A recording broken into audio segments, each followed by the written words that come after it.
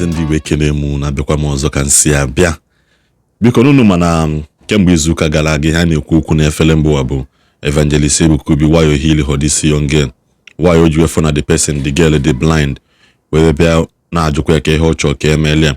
So most people started making reference to Bible. So most especially I want you to go and pick your Bible, check in Mark chapter 10. Egolozi na agbadata. So manacham ke ihe anụnwa wụrụ an end to all this drama. An end to all this emotional blackmail, religious blackmail.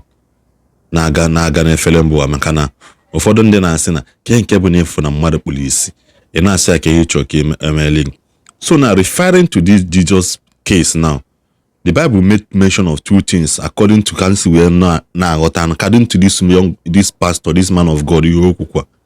What's not Jesus for this man? The man number one, or the blind, and number two, no boy, yeah, two things behind up here.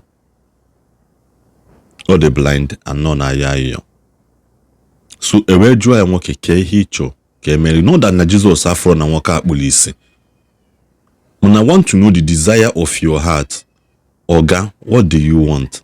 Such a kunu than able Christian who can't take off man and this will mako for the moon and as a Bible in as a Christian known, but you cannot stand up firm and defend your religion that you claim that you believe. You who knows anywhere belief is. Equity kuna support wa. No man cools down. Go Bible go tia mama. Manaketa no watch kunu gent.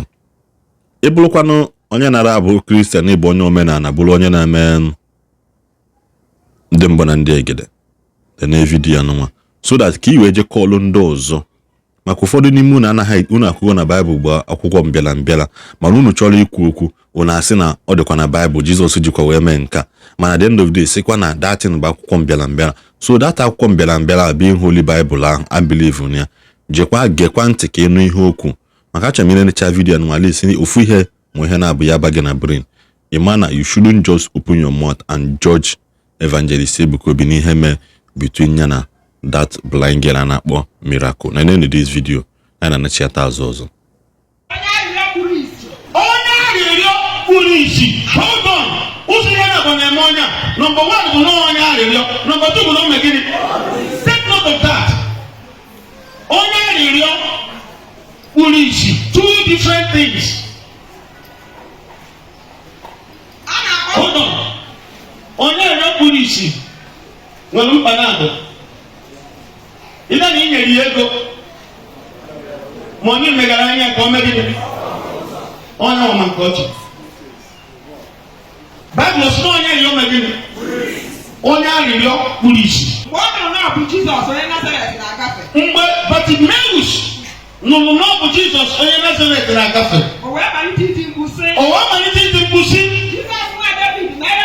Jesus nwa David mere mebere. Ọtụtụ mmadụ wee bara ya mba. Waya ka o kpuchie ọnụ. Si emechi ọnụ ya. Kama o tisirikwu ike. Kama ọ ga-emechi ọnụ ya, o tisiekwu ike. Jizọs wee guzo. Jesus wee gba break. Sie ndị na-esi ụzọ ya. Wee si ndị na-esi ụzọ ya. Ka ọ nụ ya. Go and bring that man. Ndị nọ nso wee kpọọ Bartimaeus. Wee sị abịa. Si ya wee obi ike. Oga, rejoice. Bilie ọ na-akpọ gị. Bilie, Jesus na-akpọ gị. Jizọs wee jụọ ya sị. Gịnị ka ị na-achọ ka m mere gị? Kedu ihe ị chọrọ ka m mere gị? Ego dị gị mkpa ka ịfụ ụzọ dị gị mkpa. Onye isi ahụ wee zaa sị ya. Onye isi wee zaa Jizọs sị ya. Nna anyị ka eme ka m hụ ụzọ. Ihe m chọrọ bụ ka eme ka m hụ ụzọ. Take note of that. Onwe m ihe gwuru ebe a. Jesus Christ bụ mmụọ bụrụ mmadụ. Na mmụọ ọ fụrụ Bartimaeus n'okpuru isi. Ọ fụkwara ya n'ọnya ahịhịa. Na mmadụ ọ fụrụ ya n'okpuru isi. Fụkwa ya n'ọnya ahịhịa mana ọ jụrụ ya ajụjụ kedu nke ị chọrọ ka m mere gị. The desire of your heart ka Chineke ga-emere gị. You cannot desire something else and expect something else. It is what you desire that you demand, and it is what you demand that you get. Ona Jesus afro nwoke a n'okpuru isi. ifu onye isi ime amụ ya onwere onye na ihe ndị ekwe bara ifu onye isi ime amụ ya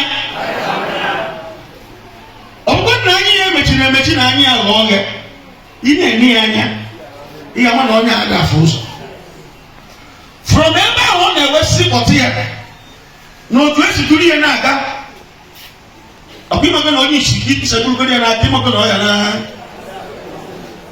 Jizọs afụgo onye a n'okpuru isi mana ọ fụrụ ya ebe ndị ahịhịa na-anọ o wee sị ya gịnị ka ị chọrọ ka m mere? Let me say it again. Christ for this man no police. O tụrụ ya anya na this man police. Yet ọ jụrụ ya gịnị ka ị chọrọ ka m mere gị? The particular thing the man demanded bụ ihe e nyere ya. Ihe ọ chọrọ ka e mere ya. Bible dị complete. Ihe ọbụla na-eme kịta nwere reference na Bible. Ihe ọbụla ga-eme echi I will give you the reference na Bible. Ọ ihe njije training azụọ ma azụọ mmiri a. Praise the Lord. Jesus wee zaa ya sị. Jesus wee zaa ya sị. Naba. Okwukwe ga-emela ka ahụ dị gị ike. Okwukwe ga-emego ka ịfụ ụzọ. Ngwa ebe ka ọ hụ ụzọ. Ngwa ka anya dị mmanụ mepee. Immediately ka anya dị mmanụ mepee. O bido iso Jizọs n'ije. O wee bido soro Jizọs wee jebe crusade. Tupu e nwere fọmụlụ o ji arụ ọrụ. O metụrụ ya aka n'anya. Ọ bụsara ọnụ mmiri na anyị ichie ya aja.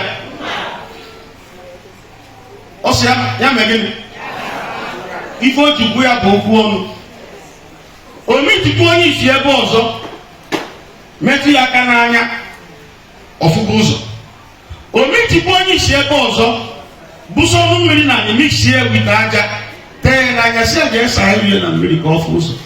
Am I right? Ọwa fọmụla ka o ji arụ ọrụ. Ị ga-agwụ otu oge si n'ọrụ. Ị ga-edikteti ihe ọ ga-eme. Ị ga-edikteti ihe otu oge si mee ya. All you need to do is to tell him what you want. And that's what I mean under the grace that is leading this commission. Today, ask, you will receive.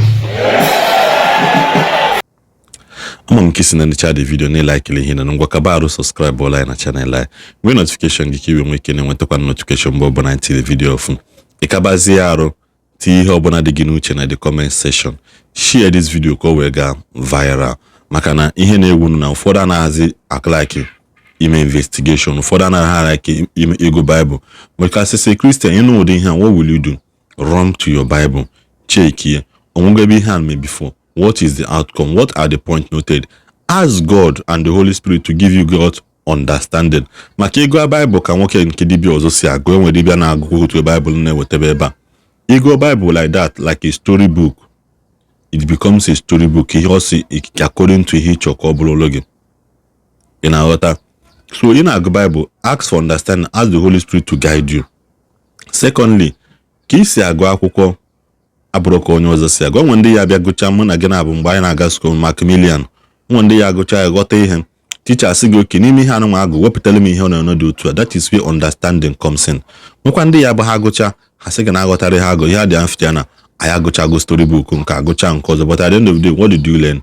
Nothing. So as a Christian, go back to your Bible, ask the Holy Spirit to guide you ka iwee mmalụ ihe ị na-akwado ego na ka ike si iwe chọọ ka ịghọta ya.